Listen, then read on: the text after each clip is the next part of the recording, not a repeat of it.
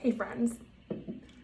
So, I want to be very vulnerable and some real talk with you guys about some things that have been on my heart, some thoughts, some feelings that I've had that I know are not unique to me because there's billions of people in this world and we all experience the same hurt, the same feelings. It's not unique. I think sometimes we get so much into our own heads that we think everything is about us. And so I'm going to share with you some things that are going to be a little bit different in my life and some things I'm excited about. So, and I'm going to try and keep it shortish. So on Monday night, I had one of the worst fights with my husband that I have ever had. And it was awful. And we were not communicating. We were not listening to one another. We were quick to anger, quick to try and catch the other person and not making sense in what they're saying. Man, this is not easy to talk about, but I know that this isn't unique. Couples fight all the time. Famous couples that love each other end in divorce. So this is something that we need to talk about more and we need to be a little more open with. And I know it's easier for women to be open about, oh, my life isn't perfect. And then guys are like, no, people don't need to know that. But the reality is we're not meant to be alone. And I think especially as women, we need to be able to address some of these issues and talk through them and have a deeper understanding of ourselves. And men as well. Things are different. Women operate a little bit differently than men. We all have different personalities. And, you know, something that I wish I knew back at the beginning of life, of everything, when I started seeking out relationships, was that, you know, just the reality. And it's something my friend Courtney told me. She's like, of course you're gonna fight. Of course you're gonna fight. There's billions of people in the world. We all have different feelings. We all have different political views. We all have different thoughts and opinions on things, right? Like, how silly is it to get mad at someone for their favorite color to be blue when your favorite color is purple? Like, man, they're an awful person because they don't share your similar favorite color. That's silly, right? Like, we can all have different colors. But then when it comes to situations, feelings, viewpoints, you know, at the end of the day, most of us can agree that we all want people to be happy and healthy and safe and have a good income and wealth for them and their families. Where we differ as individuals is just how to get there. So that being said, a marriage is no different. We're going to have different viewpoints. We're going to see things differently. And I know for me and someone that doesn't have, you know, has a growth mindset to realize this, but isn't at a high level of maturity in these areas yet. I'm just not, you guys. I'm learning so much.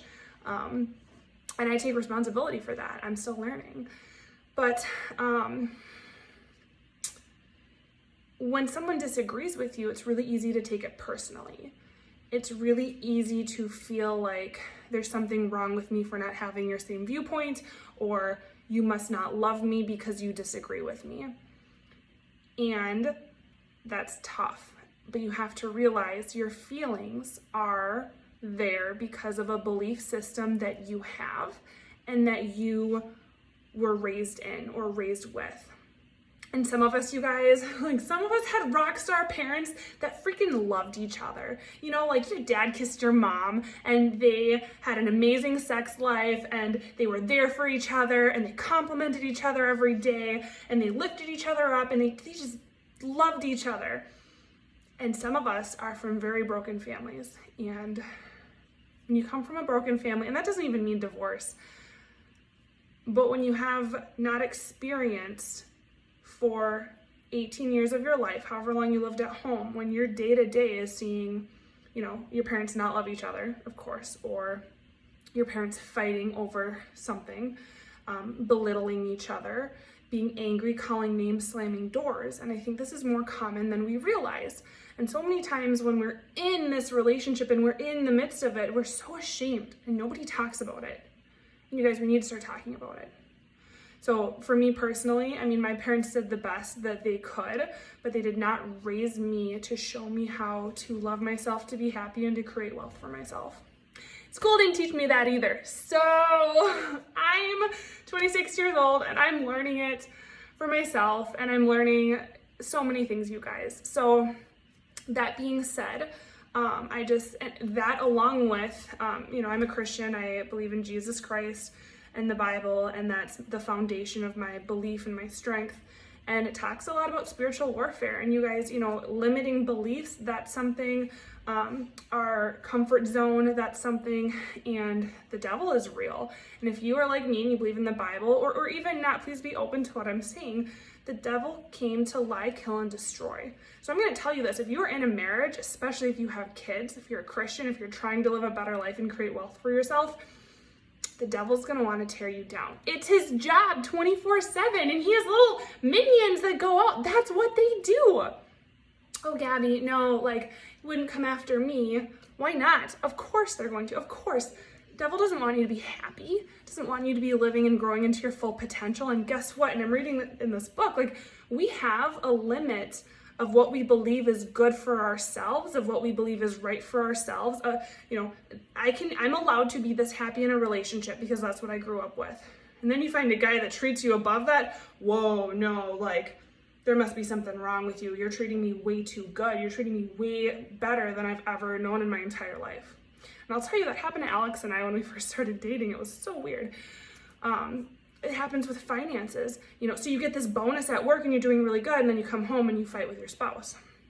Okay, our comfort zone is a very real thing. And when you start venturing out, you start self-sabotaging yourself and creating arguments, creating drama in your head, you guys.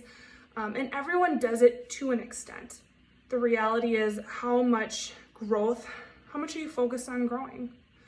So that's what I have to say to you. I don't need to go into detail about what happened Sunday night. In the past, I would have put it all over Facebook and I would have texted my friends. But my beautiful friend and mentor, Emily Vavris, said, you know that you're maturing and experiencing growth when these things come up and you don't feel a need to talk to anyone but God about it. Mic drop. Because I think that happens especially as women, and you'll see it when you're scrolling on, people are just, my person did this, my kid did this, my blah, blah, blah, blah, blah, blah, blah, blah, negative, bad energy. Give it to God and then move forward and move on. And it's not about, sometimes we even need to vent to God. He's the only person who can actually do anything about what you're going through. Ask for prayer. That's the one thing I will never again put out on social media, something even negative that I'm going through, because first of all, there's always going to be haters and people that comment and rip you apart. Why would you set yourself up for that? Granted, I've gotten very familiar with the block button. I think I have 40 people blocked on my Facebook, because if you're not speaking life into me, you're speaking death over me, and I don't have time for that, and neither should you. So moving forward, asking for prayer, coming together, finding some like-minded people, and if you do need to seek help, I'm praying, but I'm not moving forward, I'm stuck. I'll tell you this, if you're doing personal development every single day, 10 minutes a day, you won't be as stuck. You won't be having day-long funks. It might be a bad hour. I'll tell you what, Sunday, it was a good couple hours. And then I asked for prayer on Facebook. I did. And I tell you what, God surrounded this house with his angels. And I swear Alex and I said the exact same things to each other, but this time we were able to hear each other, have compassion, understanding, and love for one another. Whereas before we were saying the exact same thing, but it was just bouncing off, just demons were having a heyday in our house, you guys. And again, you can call it whatever you want. Negative energy, low frequencies. So that's what I wanted to share with you guys. I'm going to be more open about my personal growth and life and relationships. And I know that my husband does not love it when I share these vulnerabilities and share how our life isn't perfect. But that's something we're working on. I'm working on, because I'm here to serve and to be like Jesus and to love like Jesus. And we know that life isn't perfect and we're in this together. So I love you guys. Have a good day.